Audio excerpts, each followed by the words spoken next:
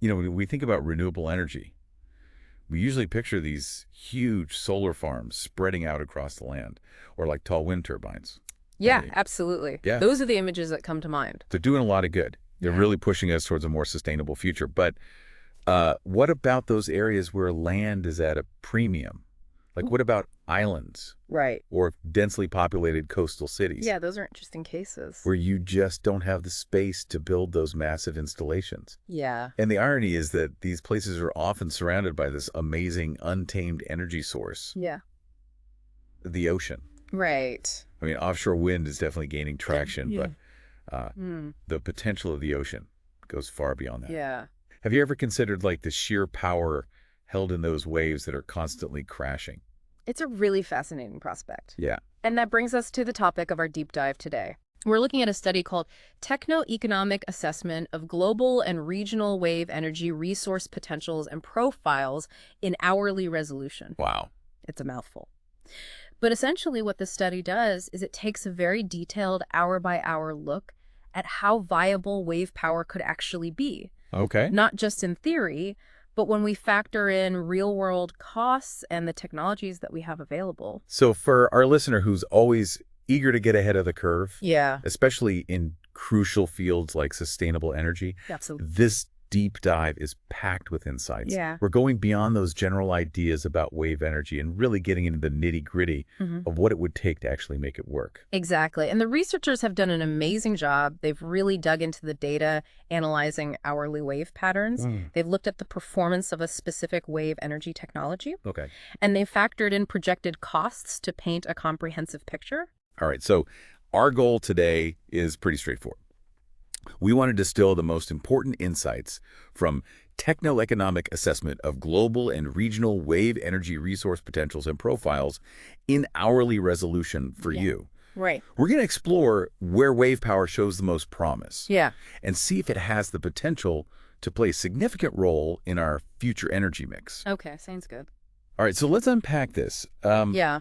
Why should we even be paying attention to wave power right now? What makes it so compelling? Well, think about it. The study really highlights the challenges we face if we only focus on onshore solar and wind, Mm-hmm. especially in those places where land is scarce. Mm-hmm. And often, these very same regions have significant wave energy potential just off their coastlines. Right. It's almost like a natural solution waiting to be tapped. That's a good point. And what's really exciting is that harnessing ocean energy, and this includes wave power, is becoming increasingly attractive economically. We're seeing projections that the initial investment costs will decrease significantly in the coming years. That's encouraging, right? Because we saw that happen with solar and wind. Yeah. As the technology improves and production scales up, the costs tend to come down. Exactly. It's a classic learning curve. But this study also highlights some inherent advantages that wave energy might have Yeah. over other variable renewable energy sources like, the usual suspects, solar and wind. Absolutely. One of the biggest challenges with integrating lots of renewable energy into our grids is that their output can be unpredictable. Right. The sun doesn't always shine, the wind doesn't always blow. Precisely. But wave power offers a different profile. It tends to be less variable than sunshine or wind gusts. It can have relatively high capacity factors because waves, well, they're just a more consistent source of motion than relying on wind or direct sunlight. And the consistency would be hugely valuable for grid stability. It would. This study even points out that wave power can generate electricity close to where a lot of the demand is. Right. Those densely populated coastal areas. Yeah, and that proximity can reduce energy loss during transmission and minimize the need for new infrastructure. So we're talking about less variability and power generation closer to where it's needed. Exactly. It's a very appealing combination. That's pretty compelling. Now, another thing that's often brought up with renewable energy is the need for massive energy storage, like batteries, to sort of smooth out the peaks and diffs of generation. Yeah, that's a key consideration. Does wave power potentially change that equation? It could. One of the things the study touches on is that because wave energy can provide a more stable baseline of power, Right. it could reduce our reliance on those huge and expensive battery storage systems. Right. If you have a more consistent source of energy, you don't need to store as much surplus for those times when the sun isn't shining or the wind isn't blowing. Exactly. It's about balancing the overall system. Okay, that makes sense. And, sometimes large wind or solar projects can face pushback from local communities. Yeah, that's true. What does this study suggest about the potential social acceptance of wave energy? Well, it seems that wave energy installations might actually encounter less opposition compared to land-based Oh, projects. interesting. The visual impact is generally lower. Right. And of course, they don't take up valuable land space, which is often a major sticking point. That makes a lot of sense. Okay, so there's definitely potential here. But when we talk about capturing this energy from waves, it's not just one size fits all, right? No, not at all. There are different technologies involved, and the study describes five main categories of what they call wave energy converters. WECs. Yeah, WECs, exactly. And these are categorized based on how they're designed to interact with the waves and convert that motion into electricity. Okay. So first we have point absorbers. Right. These are usually smaller floating devices that move up and down and side to side with the waves. And they're typically used in moderately deep waters, kind of like buoys that are actively generating power. So instead of just bobbing around, they're actually doing some work. Exactly. Then there are attenuators, which are long, floating structures that lie parallel to the direction of the waves. They're made of multiple connected segments, and it's the bending and flexing motion between these segments as the waves pass that generates power. Okay. I remember a company called Pelamis that had a really interesting attenuator design. Yes, Pelamis was a prominent example, though they're no longer operating. Right. So what are some of the other approaches? Well, next we have oscillating water columns, which can be built into things like breakwaters or designed for offshore use. They have a chamber that traps air above the waterline, and as waves move in and out of this chamber, they compress and decompress the air, creating airflow that drives a turbine to generate electricity. So it's kind of like harnessing the power of the waves pushing air around. Yeah, exactly. It's a Yeah. pretty clever approach. Mm-hmm. Then we have oscillatory surge converters. These are typically fixed to the seabed in shallower waters and designed to sway back and forth with the horizontal motion of the waves. And this motion is often used to generate electricity using hydraulic systems or linear generators. So they're kind of going with the flow of the waves rather than trying to resist them. Exactly. And finally, we have overtopping devices, which are essentially ramps or reservoirs that allow waves to wash over the top and fill a higher water level. Then as the water flows back down through turbines, it generates electricity, much like a hydroelectric dam, just on a smaller scale. It's like creating a mini waterfall powered by the waves. Yeah, that's a good analogy. Now, the study gives some specific examples of these WEC types. You mentioned Pelamis as an attenuator. Right. But for point absorbers, they highlight the core power device. It's a buoy-like structure tethered to the seabed. And what's interesting about it is its ability to resonate with the incoming waves, which can really amplify the amount of power it captures. So it's not just passively bobbing up and down. It's actually interacting with the waves in a more dynamic way. Exactly. And it also has a cool self-protection mechanism to detune itself in very extreme sea conditions.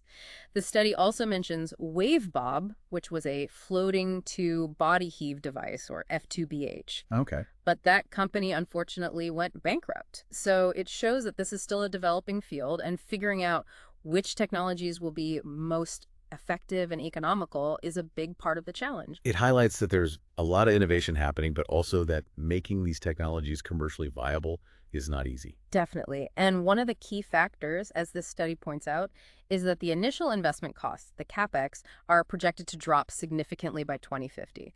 That's a crucial element in making wave power economically competitive. All right, so let's zoom out a bit now. Let's look at the global potential for wave energy. Yeah. The study mentions some previous estimates of this potential, like that figure of 32,000 terawatt hours per year. Yeah, from Rigro and colleagues. That's a massive amount of energy.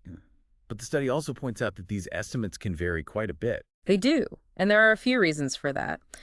Different studies use different sets of wave data. They make different assumptions about how efficiently that energy can be converted into electricity, and they might have different geographical limitations. Right. So it's not always an apples-to-apples comparison.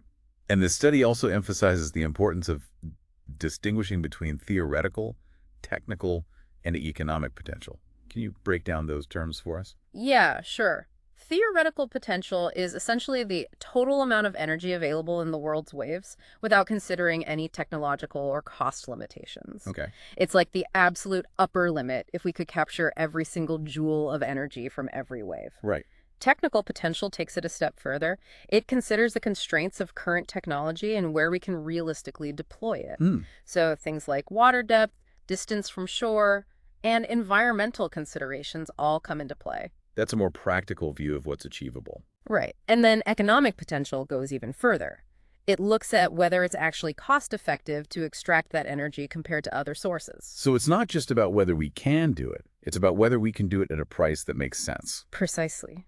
And this study really zeroes in on that techno-economic potential.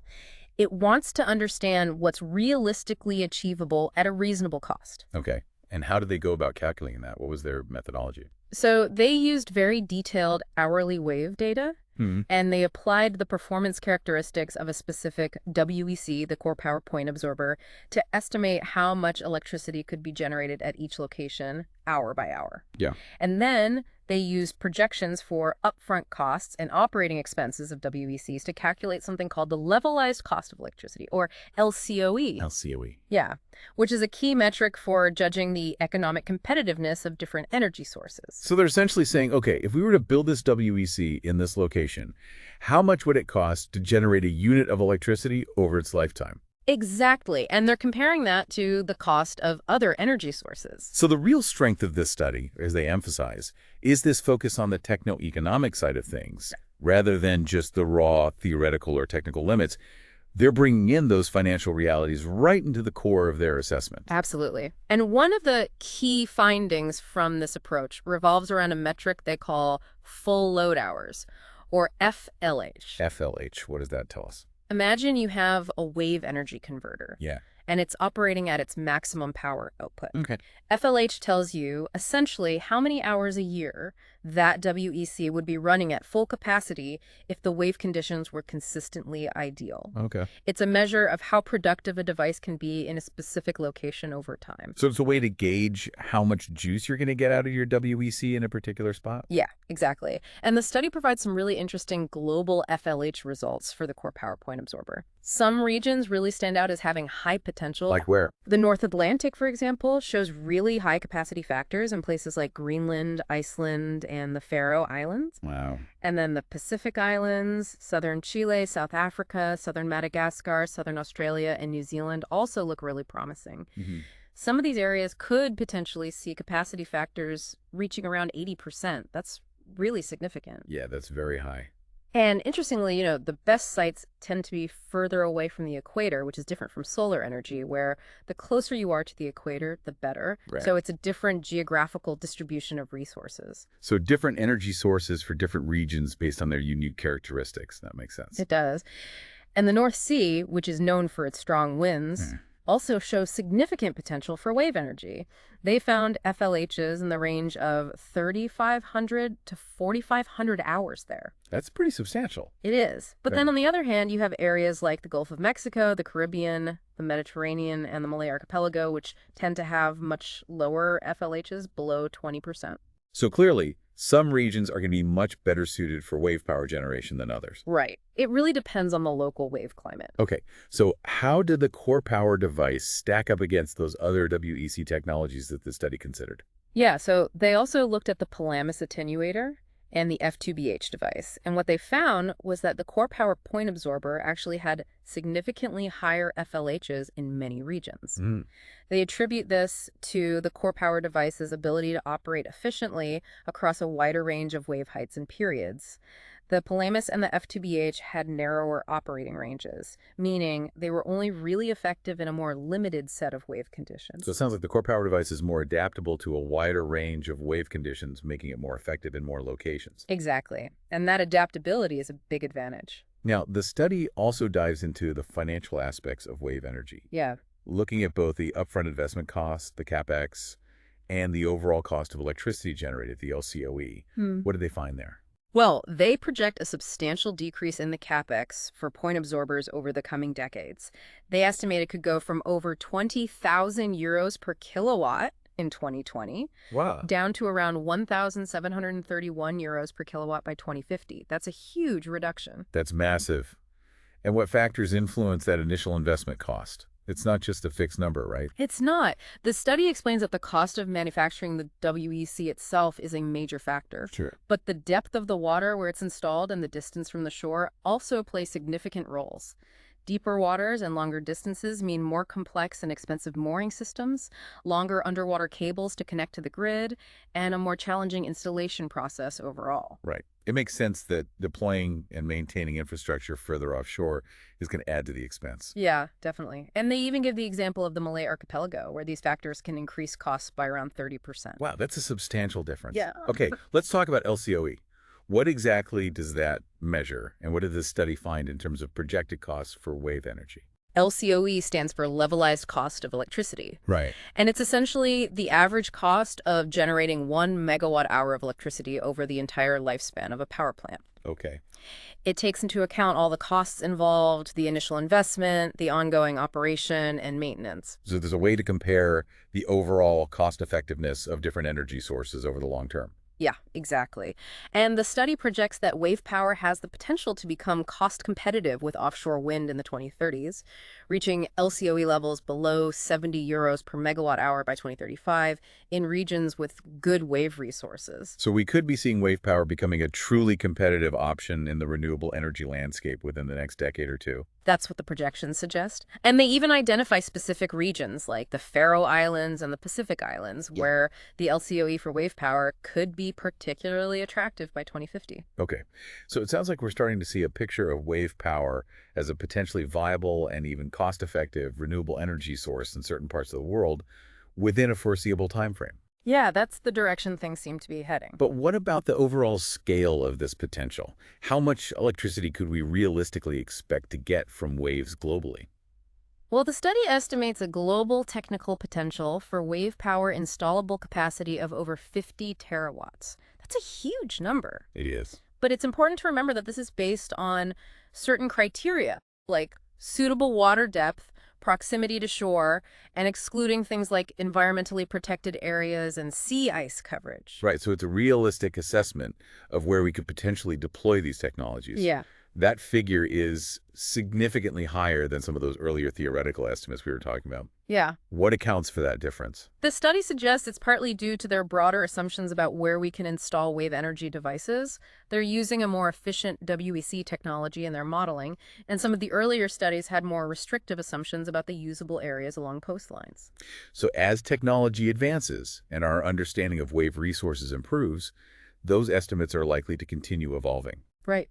And in terms of actual electricity generation, the study projects a potential of up to 67,000 terawatt hours in 2020 from the Core Power WEC. Yeah. And they project that could increase to 98,000 terawatt hours per year from 2035 onwards, Okay. driven by anticipated improvements in technology and wider deployment. But as we discussed earlier, not all of that technical potential is going to be economically viable right away.